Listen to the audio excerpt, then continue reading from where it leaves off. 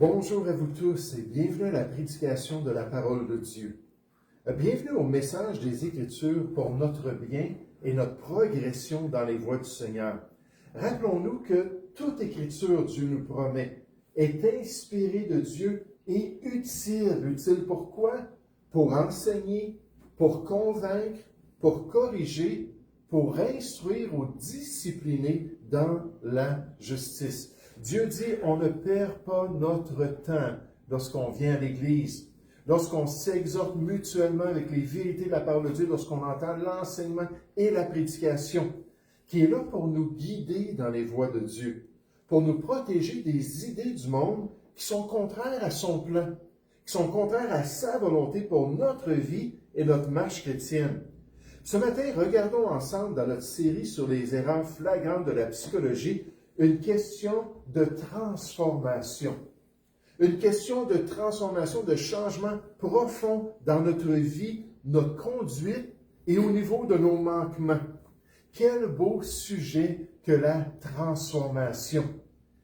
Quel sujet encourageant de penser que Dieu est à l'œuvre, que le Seigneur veut qu'on puisse grandir en toutes choses. Il veut nous sanctifier puis nous perfectionner dans ses voies. Moi, je ne sais pas pour vous, mais je dis, Seigneur, change-moi. Seigneur, transforme-moi. Seigneur, rends-moi un meilleur chrétien, un meilleur outil entre tes mains. Mais qu'est-ce qui change le chrétien dans sa conduite de tous les jours? Et j'aimerais juste lever la main et dire, moi, je pense qu'on a besoin de changer en tant que chrétien. Qu'est-ce qui va nous changer? Qu'est-ce qui permet à l'enfant de Dieu d'améliorer sa marche avec le Seigneur? Comment le croyant peut-il surmonter ses problèmes et ses manquements qui affectent sa vie et son témoignage dans ce monde? Mais encore là, les Écritures sont bien claires, que c'est Dieu par son œuvre, que c'est Dieu par son Saint-Esprit, par sa parole, qui agit dans la vie des chrétiens. Lorsqu'on a été sauvé, la Bible dit qu'il a débuté une œuvre dans notre vie, et il va continuer cette œuvre-là tout au long de notre vie, pour nous permettre un jour de rentrer dans le royaume de Dieu, ayant changé ces aspects-là qu'il voulait transformer dans notre vie. Paul le dit concernant les Philippiens, il a dit, je suis persuadé, je suis convaincu que celui qui a commencé en vous cette bonne œuvre la rendra parfaite, ou la rendra complète, ou la rendra achevée pour le jour de Jésus-Christ. Donc, Dieu est à l'œuvre. J'avais vu ça dans une conférence, je vous l'ai dit à quelques reprises, mais un petit écusson sur les vêtements des gens. Tout le monde portait un petit écusson, c'était tout le même. Ça disait, soyez patients envers moi, Dieu n'a pas fini son travail. Dieu est à l'œuvre. Puis il va agir, puis il va me transformer, puis il va vraiment me permettre de l'honorer. On l'a mentionné un peu plus tôt, le ministère des Écritures est tellement important. Il est utile dans notre marche avec Dieu, jusqu'à ce que, la Bible nous dit, l'homme de Dieu soit accompli, ou complet, parfait, pleinement développé, pleinement mature et propre à toute bonne œuvre. Et c'est ce que Dieu veut faire avec sa parole. C'est ce qu'il veut faire comme processus dans notre vie, en face de nos manquements, en face de nos problèmes personnels. La parole de Dieu, elle est vivante et efficace pour nous faire progresser, pour nous transformer. Elle accomplit son œuvre dans la vie des chrétiens qui s'y exposent régulièrement.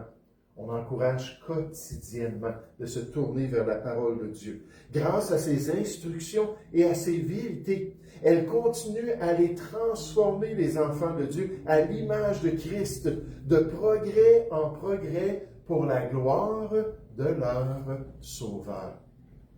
Et quel bénéfice nous avons d'être sauvés. Quelle grâce nous avons d'être un enfant de Dieu, d'avoir la nature divine en nous que Dieu veut faire paraître de plus en plus dans notre marche de tous les jours. Mais ce matin, la question c'est, est-ce qu'on a confiance dans l'œuvre que Dieu veut accomplir dans notre vie? Est-ce qu'on cherche dans sa parole vivante les vérités pour nous permettre de grandir et d'être transformés à son image? Est-ce qu'on choisit de vivre selon ses instructions en mettant en pratique les Écritures pour grandir en grâce dans ses voies et dans sa volonté? Et alors qu'on va se tourner vers la psychologie dans un instant, on va voir une autre approche. Mais l'approche biblique, c'est une confiance en Dieu dans ces domaines-là qui sont moraux, ces domaines spirituels, ces domaines relationnels où Dieu veut nous transformer. Alors, on voit un beau passage dans Romains chapitre 8, où Dieu nous promet qu'il est à l'œuvre dans notre vie, où Dieu nous promet qu'il s'est engagé à nous transformer, à nous changer. Et la volonté de Dieu, c'est notre transformation. Puis Dieu dit, ayez le même désir dans votre vie et coopérez avec moi pour qu'ensemble, vous puissiez grandir dans les voies de Dieu. Dans Romains, chapitre 8. La sanctification n'est pas un événement ponctuel, rappelle le pasteur MacArthur, mais un processus continu tout au long de la vie du croyant. Que ça fasse 40 ans, 60 ans, 80 ans qu'on est sauvé, peu importe, Dieu va continuer à agir dans notre vie. Dieu ne renonce jamais à son projet envers ses enfants.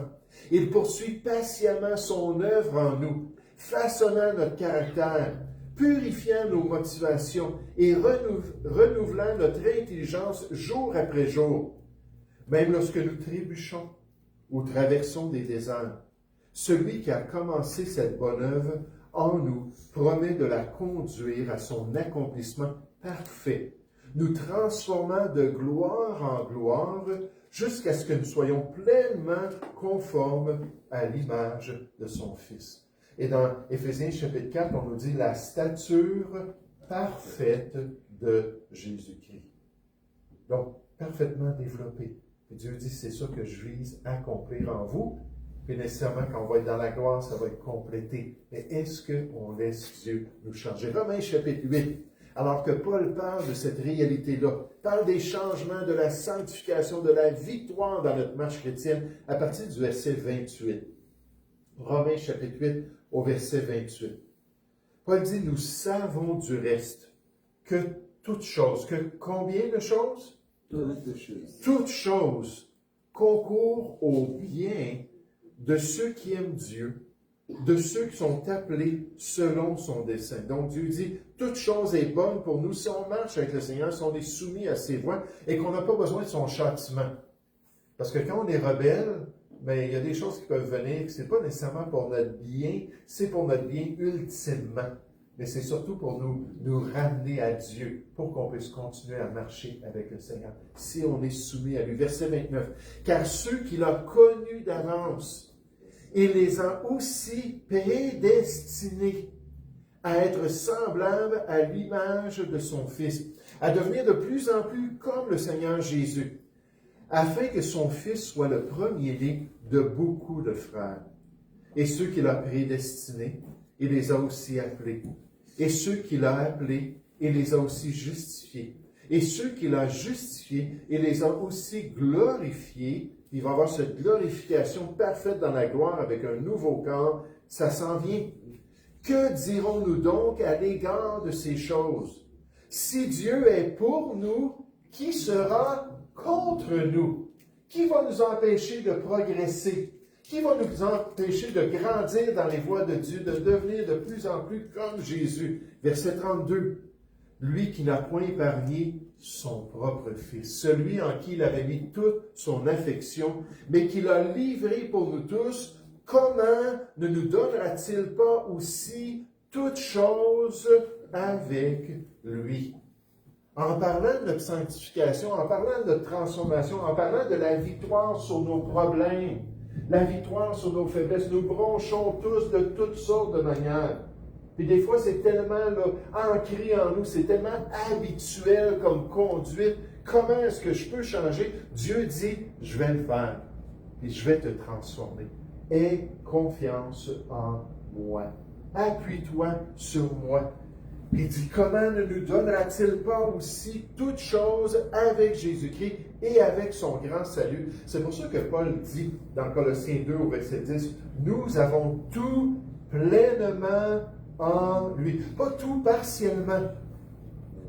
Tout pleinement en lui, qui est le chef de toute domination et de toute autorité. Et c'est dans ce passage-là, au verset 28, au verset 8, qu'on apprend, prenez garde, ou il faut prendre garde, que personne ne fasse de vous sa proie par la philosophie, par une vaine tromperie, s'appuyant sur autre chose que Jésus-Christ, sur la tradition des hommes, des pensées humaines, sur les principes élémentaires du monde, la religion de l'homme, et non sur Christ. Puis là, au verset 10, il dit, c'est en lui que vous devriez vous confier, parce que vous avez tout pleinement en lui. En lui, verset 9, habite corporellement toute la plénitude de la divinité et on est dans une relation avec lui. On peut se confier en lui pour changer. Dans le contexte de Colossiens 2.10, c'est clair qu'il y a une application pour nous en face de nos problèmes, en face de notre confiance, notre transformation. Que la psychologie et les erreurs humaines peuvent fausser notre perspective. Colossiens 2.8 nous le dit. Puis que Dieu qui connaît nos besoins, Dieu qui connaît notre cœur, sait exactement ce qu'on a besoin de changer. Vous êtes frustré par une situation dans votre vie. Vous êtes frustré par une faiblesse de votre chair. Quand l'esprit est bien disposé, la chair se manifeste, puis vous avez cette faiblesse-là. Mais j'aimerais vous dire que Dieu peut le faire, et c'est ce qu'il veut faire, vous transformer, si vous vous confiez en lui. Si vous vous tournez vers lui, il va pourvoir à ces changements-là sans utiliser les hypothèses humaines qui bien souvent se détournent de la volonté de Dieu. Imaginez, là, vous allez consulter et on vous dit « faites telle et telle chose » quand Dieu disait « non, moi je veux que tu fasses autre chose ». On s'est tourné vers la mauvaise source et la mauvaise autorité dans notre vie. Toute chose concourt à notre bien. Paul nous dit dans Romains chapitre 8. Dieu nous a prédestinés à être comme son Fils bien-aimé qui est parfait, donc il n'en reste plus de défaut. On est rendu comme Jésus. Dieu est pour nous et non pas contre nous dans ce processus de transformation. Tout est pourvu dans notre salut pour ce changement et cette sanctification dans les voies du Seigneur. Et enfin, on peut juste se demander qu'est-ce qu'il nous manque. Qu'est-ce qu'il nous manque dans notre vie, dans ce privilège-là de marcher avec Dieu? Pourquoi craindre en face des manquements de notre cœur? Pourquoi ne pas croire dans toute la suffisance du Seigneur, comme Paul le dit? Il a dit, je puis tout. Pas il dit, je puis certaines choses. Il a dit, je puis tout par celui qui me fortifie. Je puis tout. J'ai toute la capacité, toute la force dans la grâce de Dieu. Tout changement est possible par Christ. Et est-ce que je suis prêt à croire qu'il peut transformer ma conduite, mes attitudes, mes faiblesses et même les péchés qui se manifestent dans ma vie? Regardez un autre passage des Écritures où on nous encourage à le croire. Dans 2 Corinthiens, chapitre 3. 2 Corinthiens, chapitre 3, un passage qui est encourageant pour notre foi, dans cette capacité-là de Dieu de nous changer en toutes choses. Là, on va voir que c'est le rôle du Saint-Esprit de Dieu. Je comprends pourquoi Paul dit, dans Éphésiens chapitre 4, en parlant de la nouvelle vie qui se trouve en Jésus-Christ, il dit, n'attristez pas l'Esprit de Dieu. N'attristez pas celui qui peut agir en vous, qui peut produire son fruit, qui peut vous rendre plus aimable, qui peut vous rendre plus doux, avoir plus de maîtrise de soi. Toutes ces choses-là, l'Esprit de Dieu peut faire ça dans notre vie. Il dit, ne l'attristez pas. 1 Thessaloniciens 5, ça va jusqu'à dire, ne l'étouffez pas. Étouffer l'Esprit, l'idée, c'est de souffler sur une flamme. Puis quand on souffle sur la flamme, il n'y a plus de lumière, puis peut-être plus de chaleur non plus. Et donc, l'Esprit de Dieu va avoir la liberté, puis dire, ne me provoquez pas, puis n'agissez pas comme ça envers moi, mais plutôt de se soumettre, plutôt d'être rempli de l'Esprit, puis de marcher selon l'Esprit et selon son plan pour notre vie. Et dans 2 Corinthiens, chapitre 3, regardez au verset 14, on nous dit, « Mais ils sont devenus durs d'entendement. » On parle des Juifs inconvertis, Israël, qui est sans le salut puis sans l'Esprit de Dieu, en face de la loi de Dieu. Ils sont devenus durs d'entendement. Car jusqu'à ce jour, le même voile demeure quand ils font la lecture de l'Ancien Testament.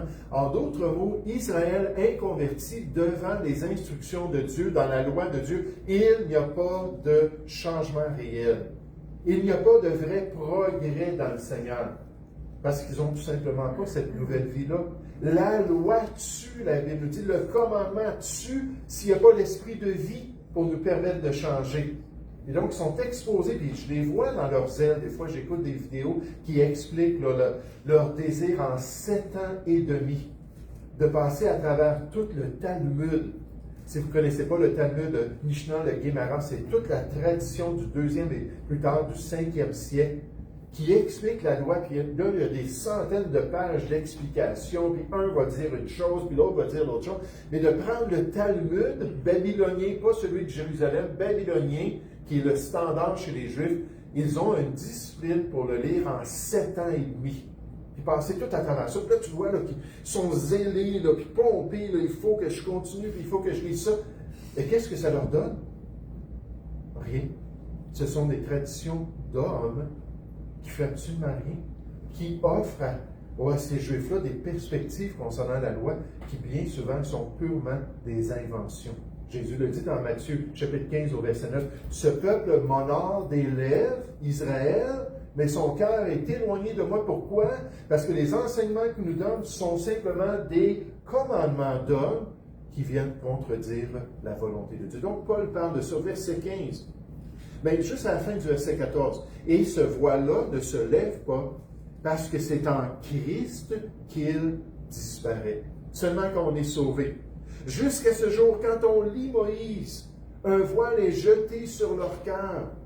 Mais lorsque les cœurs se convertissent au Seigneur, lorsqu'on est sauvé, lorsqu'on reçoit Christ dans notre vie, le voile est ôté. Merci Seigneur, que ta parole devient vivante. Merci Seigneur, qu'on est transformé par elle. Verset 17. Or, le Seigneur, c'est l'Esprit. Et là où est l'Esprit du Seigneur, donc dans le cœur du croyant, Romains chapitre 8 au verset 9, si on est sauvé, on a l'Esprit, si on n'est pas sauvé, on n'a pas l'Esprit. Dans la vie de l'enfant de Dieu, là où est l'Esprit du Seigneur, là est la liberté. Verset 18. Nous tous, on parle des chrétiens, 2 Corinthiens 3, verset 18, nous tous, les chrétiens, les sauvés, dont le visage découvert reflète la gloire du Seigneur, nous sommes transformés en la même image, encore une fois, de gloire en gloire par l'Esprit du Seigneur. De progrès en progrès, à cause de l'œuvre puissante de Dieu dans nos vies. Alors, si vous dites, « Wow, je suis tellement faible. Wow, j'ai tellement des mauvaises attitudes. Wow, je ne traite pas mon épouse comme je devrais la traiter. Wow, je ne suis pas aussi fidèle que je devrais l'être à suivre le Seigneur et à mettre en pratique sa parole. » N'importe quoi qu'on a comme problème, Dieu nous dit, tourne-toi vers moi. Viens m'en parler. Et regarde ce que je peux faire dans tes vies. Sois fidèle, et moi, je vais être fidèle envers toi. Le chrétien ne manque d'aucune ressource pour mener une vie de sainteté et de transformation. Par l'habitation du Saint-Esprit et la vérité de la parole de Dieu, le Sauveur a déjà accordé aux croyants tout ce qui contribue à la vie et à la piété. 2 Pierre 1,3 nous dit que l'Esprit de Dieu nous donne tout ce qui contribue à la vie chrétienne et à notre piété envers Dieu. On a tout si on est sauvé. C'est par l'Esprit de Dieu.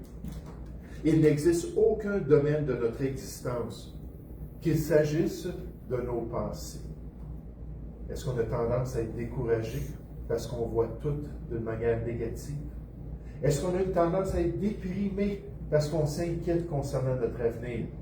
Est-ce qu'on a une tendance à avoir des phobies parce qu'on s'imagine les pires scénarios? On a déjà parlé de ça dans l'exhortation biblique, notre série.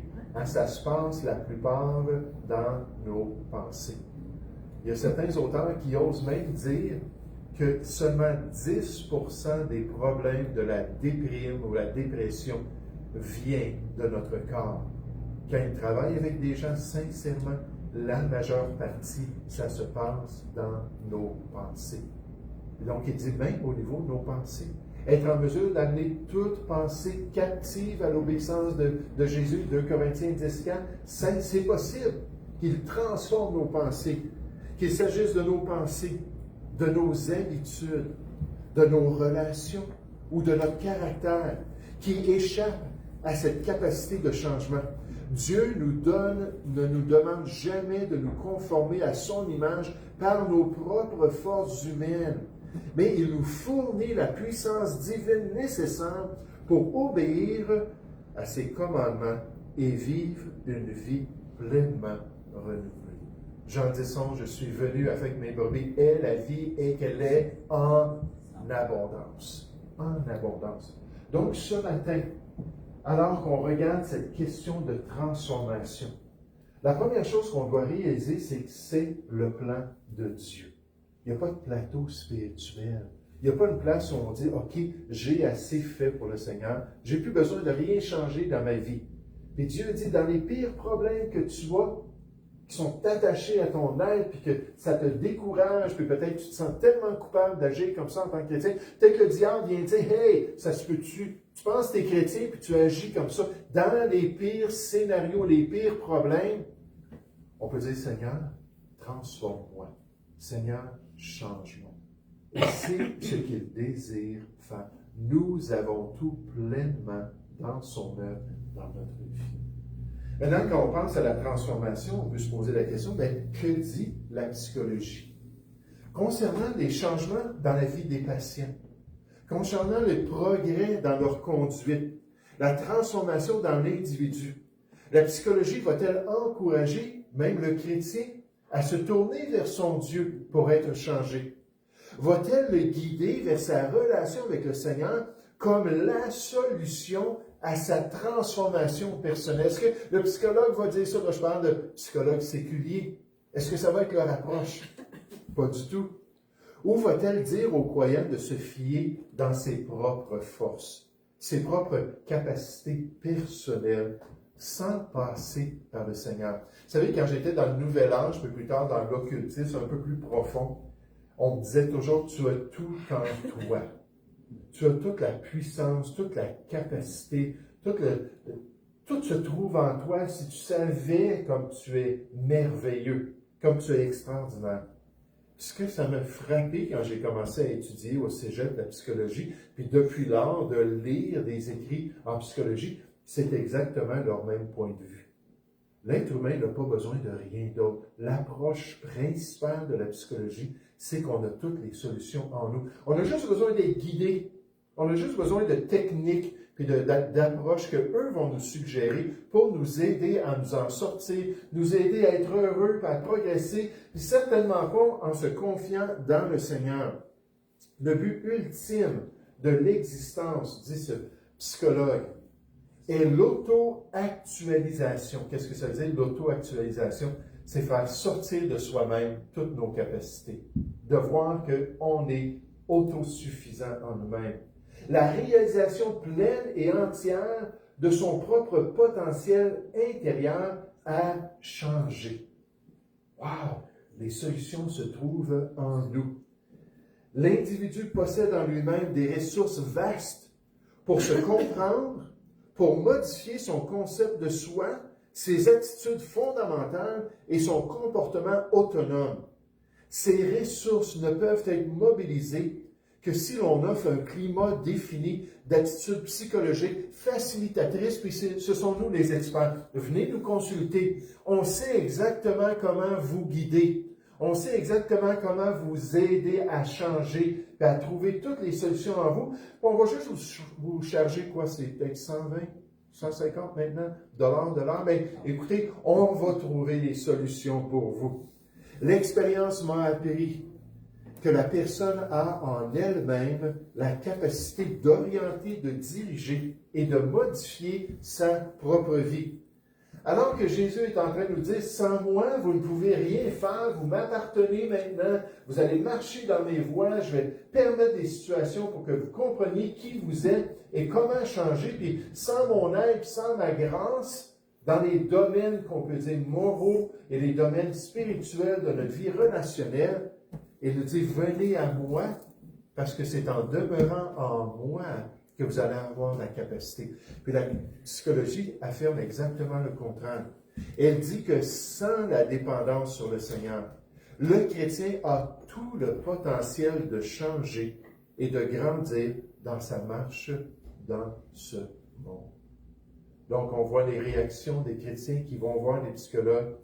Puis ces psychologues-là vont dire, écoutez, le problème, c'est que vous vous tournez vers les mauvaises ressources. Le problème, c'est que vous croyez en Dieu, puis que vous croyez dans ce vieux livre-là, qui supposément vous guide dans les choix de votre vie. Ce n'est pas ce que vous avez besoin. Donc, ce matin, encore une fois, on a deux options. En tant que chrétien, on doit faire un choix pour la transformation. Est-ce qu'on va croire à la parole de Dieu? Que tout se trouve entièrement en Jésus-Christ. Avec patience, dans cette progression, cette sanctification de vie, Dieu va nous donner les victoires. Dieu va nous transformer. Ou est-ce qu'on va se tourner vers la voie du monde? La voie du monde qui dit non, ne croyez pas en Dieu. Nous, on a les solutions pour votre transformation. Par vos propres efforts, les efforts de votre chair, par les tactiques des hommes, vous allez arriver à ce moment-là à une actualisation personnelle où vous allez voir que finalement, vous n'aviez pas besoin de béquilles dans votre vie. Vous n'aviez pas besoin de la personne de Dieu. La chair est totalement impuissante, selon les Écritures, à produire une véritable justice spirituelle. L'auto-actualisation n'est qu'un maquillage de la vieille nature. On ne se dépouille pas de notre vieille nature pour se revêtir d'un nouvel homme, mais on veut juste agir avec la nouvelle nature. Le seul changement qui vaille aux yeux de Dieu est la régénération et la sanctification opérée par le Saint-Esprit. Sans la nouvelle naissance, toute tentative d'amélioration humaine n'est qu'une parodie de sainteté ou une apparence, une contrefaçon de l'œuvre que Dieu veut vraiment faire dans notre vie. Avoir l'apparence de la piété, mais renier la puissance de l'œuvre de Dieu dans notre vie pour nous permettre d'accomplir la volonté de Dieu. Marc était un chrétien très sincère, qui pendant des années lutta avec ses excès de colère. Lui, sa grande faiblesse, c'était qu'il se mettait en colère. À la maison, de petites frustrations pouvaient le pousser à proférer des paroles blessantes envers sa femme et ses enfants. Il détestait son comportement. Quand il explosait comme ça, là, il se sentait tellement honteux, puis là, après ça, il allait voir sa femme, ses enfants, leur demander pardon. Mais avec le temps, la confiance disparaissait dans la relation. La confiance, c'est ça, c'est quelque chose qui se bâtit ou c'est quelque chose qui se détruit. Là, sa femme était toujours en train de marcher sur des œufs autour de lui, puis il n'y avait pas une bonne relation du tout entre les deux. Marc décida de consulter un psychologue. On lui apprit alors à identifier les situations qui déclenchaient sa colère. On parle toujours de ça, les éléments déclencheurs. Ça, c'est normal de vouloir les comprendre. À pratiquer la relaxation personnelle, la méditation, à remplacer les pensées négatives par des pensées positives, à améliorer son estime de soi et à utiliser des techniques pratiques pour maîtriser ses réactions. Certaines de ces méthodes l'ont aidé à gérer son comportement extérieur et par moments, il semblait plus calme aux yeux de sa famille. Pourtant, le problème sous-jacent revenait sans cesse dans la vie de Marc. Lorsque la pression devenait trop forte, c'est jamais trop fort, mais ça semblait trop fort, la même amertume, le même orgueil et la même impatience, la même colère refaisaient surface. Donc, il allait voir les spécialistes, puis il s'assoyait, puis il partageait pourquoi ça l'irritait, comment sa femme travaillait, puis comment sa femme agissait, puis qu'est-ce qui l'irritait au niveau de ses enfants, puis dans sa propre vie. On lui donnait des conseils, il essayait de les pratiquer. Ça revenait toujours parce qu'il n'y avait pas un vrai changement. C'était juste maquillé un petit peu, avec un beau sourire, puis compter jusqu'à 10 avant d'exploser. Mais ça ne changeait pas le cœur, ça ne changeait pas la réalité de la personne. Marc s'est peu à peu découragé, car il s'était concentré principalement sur la gestion de ses réactions plutôt que d'écouter l'état de son cœur devant Dieu, puis de voir pourquoi est-ce que je réagis ainsi. Ceux qui étaient présents lors de notre série sur l'exhortation biblique, on a parlé de la colère. On a présenté que la colère, souvent, c'est un symptôme de l'idolâtrie dans notre cœur. Parce qu'on n'a pas ce qu'on veut, puis on veut telle les choses, puis on ne l'a pas, puis on se met en colère. Mon pasteur disait toujours, quand on se met en colère, une lumière rouge devrait apparaître. On devrait dire, Seigneur, je suis loin de toi en ce moment. Seigneur, je ne suis pas en train d'accomplir ta volonté. Là, je n'embarquerai pas dans la sainte colère que Jésus avait, puis c'est possible de se mettre en colère sans péché. C'est pas ça que je veux dire. Mais bien souvent, l'irritation est dans le sein de l'insensé, la Bible nous dit. Puis quand on se met en colère, qu'on ne se contrôle pas, on est en train de démontrer que ce n'est pas l'Esprit de Dieu, puis ce n'est pas le Seigneur qui est assis sur le trône de notre cœur. Puis à un moment donné, il est retourné à la Bible. Je parle de Marc. Puis il est tombé sur ces paroles du Seigneur Jésus dans Jean chapitre 15, que sans moi, vous ne pouvez rien faire. Sans moi, Marc, tu ne peux pas avoir la victoire sur ta colère. Sans moi, Marc, tu ne peux pas surmonter ton tempérament. Sans moi, Marc, tu ne peux pas être transformé. Cette affirmation a changé le cours de son combat intérieur. L'Esprit de Dieu a utilisé ce passage-là pour venir vraiment travailler dans son cœur. Marc a commencé à comprendre que sa foi ne consistait pas principalement à devenir une meilleure version de lui-même. Dieu voulait le transformer à l'image de Christ. Au lieu de se demander seulement comment puis-je contrôler ma colère, il commençait à se demander que révèle ma colère dans mon cœur et comment Christ peut-il se manifester à travers moi d'une meilleure manière. Je ne sais pas si vous avez déjà lu le livre In His Steps en anglais, ce que ferait Jésus à ma place. Oh, c'est merveilleux. C'est un auteur qui s'arrête sur toutes sortes de problèmes dans la vie de l'enfant de Dieu. Puis là, il se dit, à chaque fois qu'il voyait ça dans sa propre vie, est-ce que si Jésus était là à ma place, il convoiterait ma voisine? Est-ce que si Jésus était là à ma place, il maltraiterait mes enfants? Est-ce que si Jésus, puis à chaque fois, il revenait à l'image de Jésus-Christ pour dire, hey, le standard, c'est Jésus, il faut que j'agisse comme Jésus le veut. L'Écriture mit en lumière son orgueil, ses attentes tellement égocentriques, son ressentiment et son désir de contrôler les circonstances, même le micro-contrôle des circonstances. Il a confessé ces choses comme des péchés au lieu de simplement les considérer comme des émotions indésirables. Il a commencé à les remplacer délibérément par les qualités que l'Écriture commande, comme la patience, le pardon, l'humilité, la douceur, la gratitude et l'amour. Plus important encore, Marc a cessé de se considérer comme la source de sa propre transformation. Il a appris à dépendre du Saint-Esprit de Dieu, tout en obéissant à la parole de Dieu. Le changement ne fut pas instantané. Il y eut encore des échecs, des temps de repentance, une obéissance renouvelée et une croissance continue. Mais avec le temps, quelque chose de plus profond s'est produit dans la vie de Marc. Il ne se contentait pas de mieux maîtriser sa colère. Dieu a changé les attitudes et les désirs de son cœur qui étaient à l'origine de sa colère. Vous savez, c'est ça qui est intéressant. Quand on parle de la médecine allopathique, ça veut dire réaction par réaction. Donc là, tu as une infection, on te donne un médicament pour contrer l'infection. On regarde les symptômes et on essaie d'arrêter les symptômes. Tandis que quand on regarde une approche, une thérapie plus holistique, on va dire, mais c'est quoi la cause profonde? Pourquoi est-ce que tu as une tendance à avoir des infections comme ça, une tendance à attraper la grippe si facilement, ou peu importe les situations?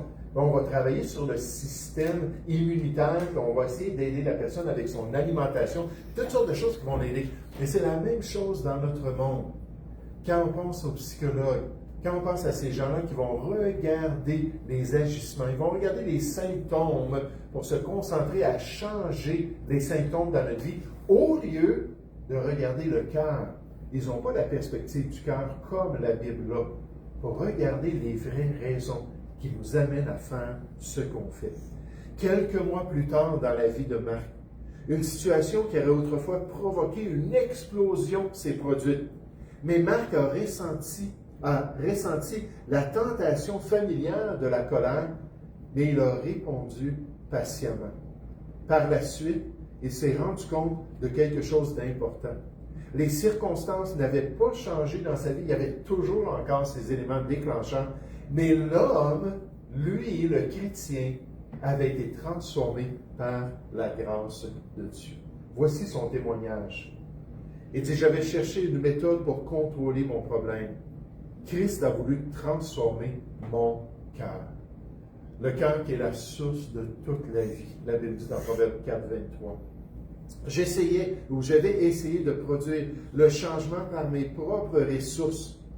Mais j'ai découvert que la véritable sanctification était l'œuvre de Dieu en moi, accomplie alors que je dépendais de lui et obéissais à sa parole. Qu'est-ce qui est arrivé dans la vie de Marc peut se produire dans notre vie.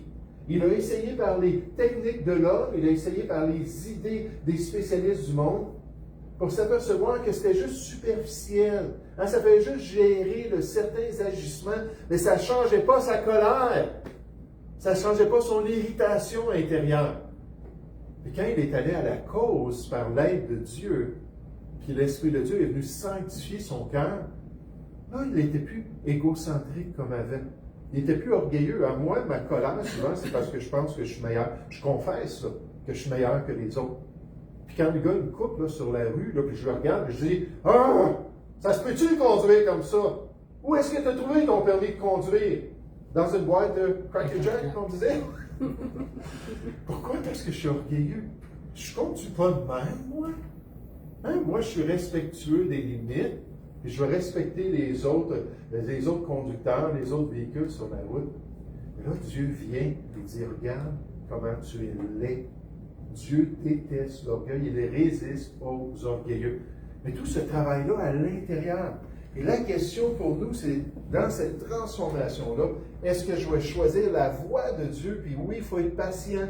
Puis oui, des fois, il faut s'en parler. Puis dire, est-ce qu'on a peut-être des manières de mieux gérer telle et telle situation, puis demander conseil? Il n'y a rien de mauvais avec ça. Celui qui fréquente les sages devient sage. On peut aller voir des gens et partager des choses. Mais en réalité, est-ce qu'on a confiance que le Seigneur a la solution? C'est lui qui peut nous transformer. Ou est-ce qu'on va se tourner vers les voies de l'homme pour perdre notre temps, bien souvent, et pour encore une fois déshonorer la personne qui nous a tout donné en Jésus-Christ? Une question de transformation. Nous allons prier ensemble. Merci Père Céleste encore une fois pour la parole de Dieu. Merci pour ces passages, Père, qui nous rappellent que tu es à l'œuvre. Tu nous as déjà prédestinés dans ton plan parfait. Tu veux que les chrétiens deviennent parfaits comme Jésus, avec une stature complète, et qu'on puisse vraiment honorer Jésus dans notre marche ici. Mais Père Céleste, on bronche tous. Père Céleste, on a tous des problèmes. On a tous des faiblesses. On a tous des tendances, des habitudes. Et Père Céleste, on te demande que tu puisses vraiment nous permettre de nous confier en toi, de te le dire franchement, Seigneur, change-moi. Seigneur, remplis-moi d'un esprit de sainteté qui est tellement merveilleux, qui est tellement glorieux, qui est tellement digne de contrôler mon cœur et de contrôler mes attitudes. Père Céleste, je te prie qu'on puisse faire le bon choix, qu'on puisse réaliser que l'aide ne se trouve pas dans le monde. Même chez les spécialistes du monde, pour la plupart, Seigneur, la vraie solution se trouve en toi. Guide-nous et bénis-nous alors que nous voulons glorifier Jésus-Christ et que nous voulons être transformés de plus en plus à son image, de progrès en progrès. Seigneur, nous te prions au nom du Seigneur Jésus. Amen.